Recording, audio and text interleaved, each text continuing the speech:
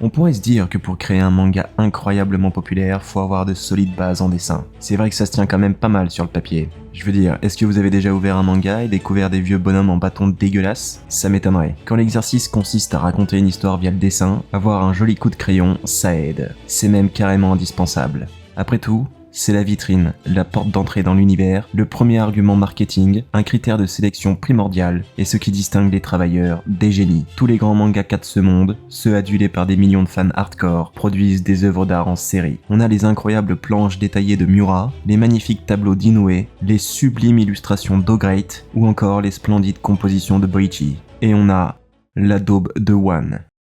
Franchement, à ce compte-là, il aurait encore plus vite fait de directement nous chier dessus. Alors comment est-ce qu'un illustre inconnu, sorti de nulle part, qui dessine à peine mieux que moi, et spoilers, je fais pas franchement partie des meilleurs, a réussi à s'extirper de la masse de prétendants comme si c'était le truc le plus normal au monde? Comment est-ce que ce simple enthousiaste, lancé seul sur un site sentant plus le cul que le bitcoin, est parvenu à dépasser absolument toutes les attentes, à déjouer tous les pronostics et à fermer toutes les bouches? Comment est-ce que ce mystérieux passionné a pu enfanter un phénomène planétaire aux millions de ventes et engendrer le 4e animé le plus populaire de tous les temps? Comment, au juste, est-ce que celui qu'on appelle One a créé One Punch Man?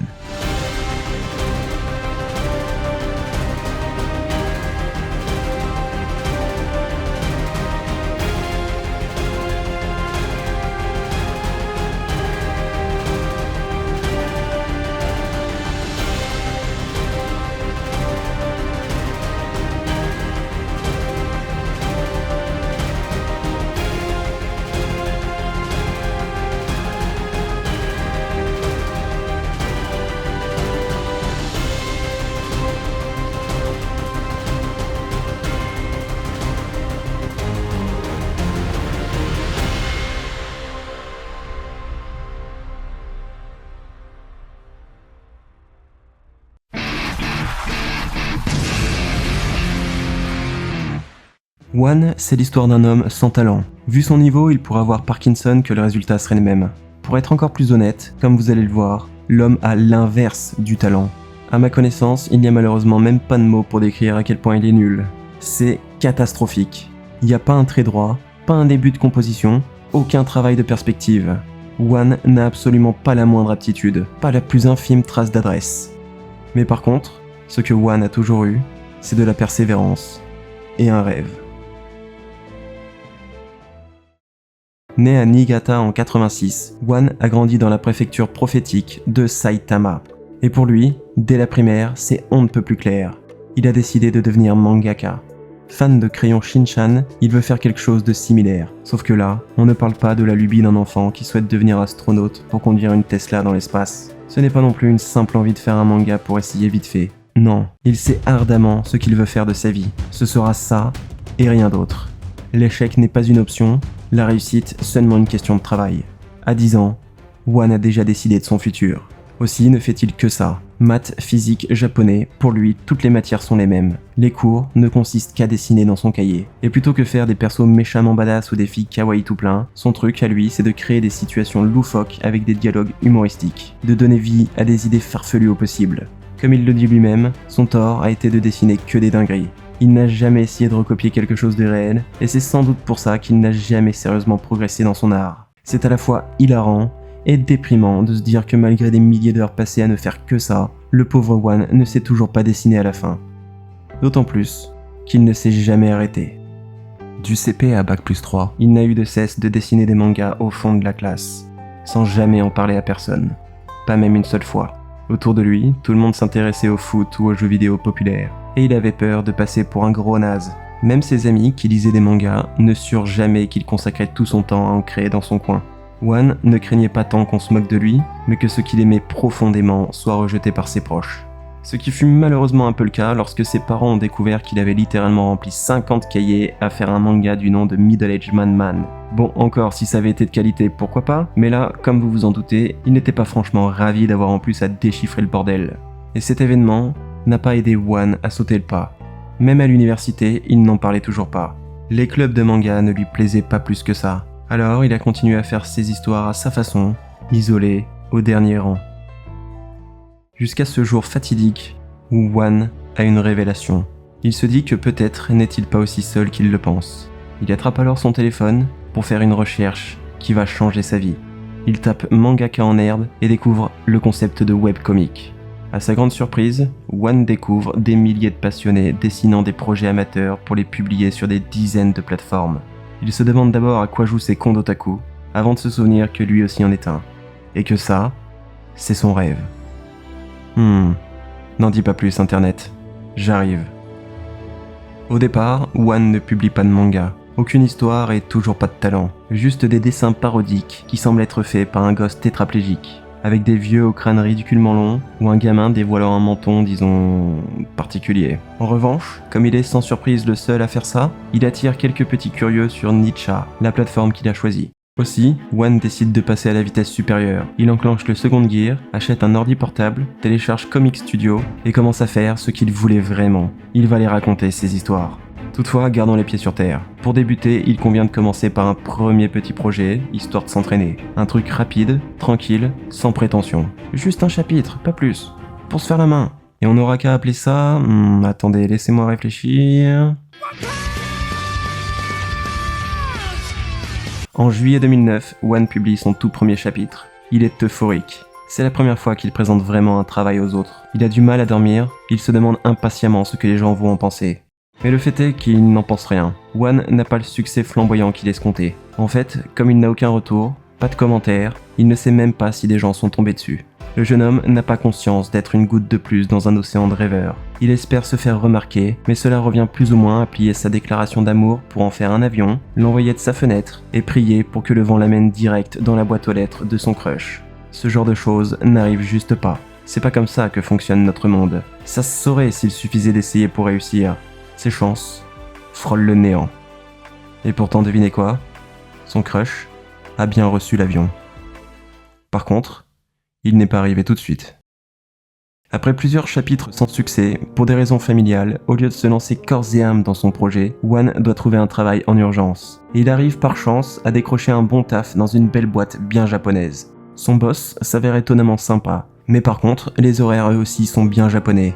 Wan n'a juste plus le temps de travailler sur son bébé, même ses week-ends sont pris. Il a à peine le temps de penser. Des mois défilent, et à présent, chaque jour se ressemble. Peu à peu, le jeune homme se demande si économiser pendant 1 an avant de se relancer à 100% dans son manga est intelligent. Va-t-il sérieusement quitter un travail bien rémunéré pour un projet aussi risqué ? Est-ce qu'une seule personne saine d'esprit ferait ça ? Plus le temps passe, et moins Wan en a pour songer à son manga. Et de toute façon, il ne s'autorise même plus à y penser. Peu à peu, son rêve s'écarte de lui, jusqu'à ce qu'il ne soit plus qu'un vieux souvenir, un vestige archaïque, une flamme mourante. Mais une petite voix résonne encore en son fort intérieur. Il pensait l'avoir muselé, seulement apparemment, on n'étouffe jamais un rêve. Par une nuit agitée, Wan fait un songe particulièrement troublant. Il se retrouve dans sa vieille salle de classe, totalement vide, à part pour un enfant, installé seul au fond, qui dessine passionnément. Et ce gamin, il le reconnaît tout de suite. C'est lui. Quand le jeune homme s'approche, celui-ci lève ses grands yeux pleins d'étoiles et lui demande si ça y est. Est-ce qu'il a réalisé leur rêve ? Wan se réveille en sueur. Il ne réalise pas tout de suite. Exténué, il regarde le réveil. 4 heures. Il doit se lever dans 2 pour ce qui s'annonce comme une épouvantable journée de travail. Il n'a qu'une seule envie, c'est de se rendormir. Mais Wan en est incapable. Le rêve tourne en boucle dans sa tête. Il se sent vide. Sans même s'en rendre compte, Wan arrive devant son ordi. Il n'a rien à y faire, rien à voir, pas d'envie particulière. Mais avant de le réaliser, il est déjà sur sa chaise, la main sur la souris. Et Wan finit sur son manga. Il n'a pas d'espoir, aucune attente. Mais il scrolle son chapitre. Et quand il arrive en bas, il découvre un petit 1 à côté du nombre de commentaires. Est-ce qu'il rêve encore finalement ? Ou peut-être qu'il hallucine ? Wan se frotte les yeux, se pince le bras. Le 1 est toujours là. Alors il clique. Et la main fébrile, il lit, avec émotion, son tout premier commentaire. C'est rien. 3 lettres. Mais à ce moment, ça représente infiniment plus pour lui. À défaut de trouver le sommeil, le jeune homme trouvera l'inspiration.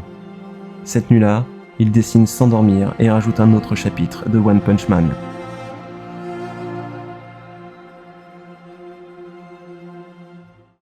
Le lendemain, alors qu'il s'endort debout à son taf, son téléphone se met soudainement à vibrer. Il voit alors apparaître plusieurs notifs.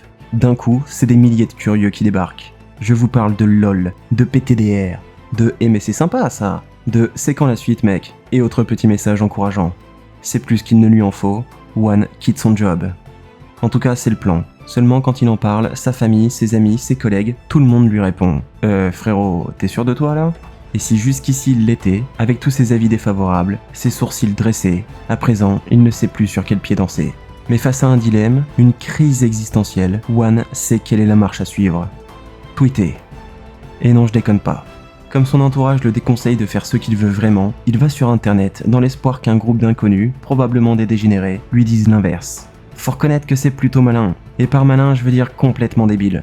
Mais il semblerait que le monde appartienne aux insouciants. Parce qu'au même moment, à une centaine de kilomètres de là, un homme est frappé d'une très violente crise urticaire.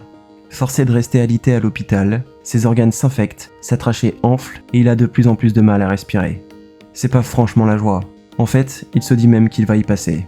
Et pendant une nuit particulièrement compliquée, ce patient tombe sur les chapitres de One Punch Man, qu'il dévore d'une traite. C'est le coup de foudre. Mais vraiment. En fait, il apprécie tellement qu'il se dit que quitte à mourir, il veut faire quelque chose qu'il aime avant. Il veut travailler avec Wan sur ce manga. Et cet homme, c'est Yusuke Murata. Murata a un contrat d'exclusivité avec le Shonen Jump, mais il s'en fout. Pour lui aussi, c'est décidé. Peu importe s'il perd argent, réputation ou connexion, il va contacter lui-même tous les éditeurs jusqu'à ce que l'un d'eux accepte. Quand, quelques jours plus tard, Wan reçoit un DM d'un certain Murata Di Bufala, il n'y croit pas. Un illustrateur de génie, qui vient juste de finir le splendide High Shield 21, veut faire une nouvelle version de One Punch Man? Ça ressemble à un mauvais prank. Mais non, c'est bien lui. Et Murata lui annonce en prime qu'il a déniché un éditeur prêt à les publier s'il est partant. Wan est seul dans son appart, les fenêtres fermées, et pourtant le vent souffle. Cette nuit-là, il dort comme un bébé. Le lendemain matin, Wan démissionne. L'après-midi, il rencontre Murata. Et le soir, il sirote une bière dans son canapé, un sourire béat sur les lèvres. Wan ne sait pas encore qu'ensemble, ils vendront bientôt plus de volumes qu'ils ne peuvent en compter. Il ne sait pas encore qu'il recevra des prix parmi les plus prestigieux pour son travail. Il ne sait pas encore que l'adaptation animée deviendra un phénomène mondial, adoré par des dizaines de millions de personnes à travers le globe. Ce qu'il sait, en revanche, c'est que contre toute attente, malgré tous les pronostics, même si personne n'y croyait et que lui aussi en doutait, l'avion est bel et bien arrivé.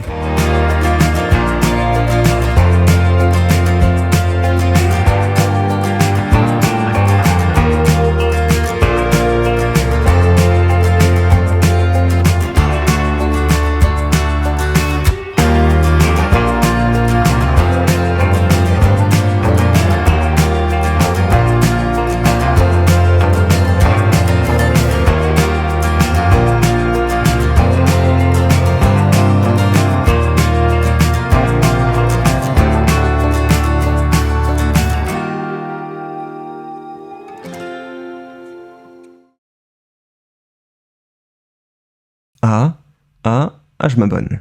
Non, je m'abonne pas. Ah si, je m'abonne. Non, je m'abonne pas. Mal ici. Moi et puis non. Mais en même temps, pourquoi pas? Bon allez, je m'abonne. Pas. Ouais, j'en suis réduit à tenter la psychologie inversée.